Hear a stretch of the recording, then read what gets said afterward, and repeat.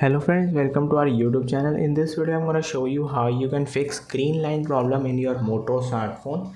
If you are seeing this green lines problems, how you can fix this. Before watching this video, if you have not subscribed to our YouTube channel, then subscribe to it and like our video. So let's start friends. First you have to take two fingers and swipe up like two fingers, and then it is open now. Swipe like two fingers, you can see, and then one tap to select the app and double tap to open that, like this. Double tap and then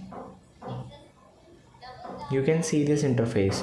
Then you have to go to accessibility, double tap it, talk back, double tap, turn off, like this, stop, double tap. And friends, you can see the talkback feature is now off and you can use your smartphone in normal ways. You can see there is no green line or anything. I hope you like this video. If you like this video, then subscribe to our YouTube channel for more helpful tips and tricks videos. Thanks for watching.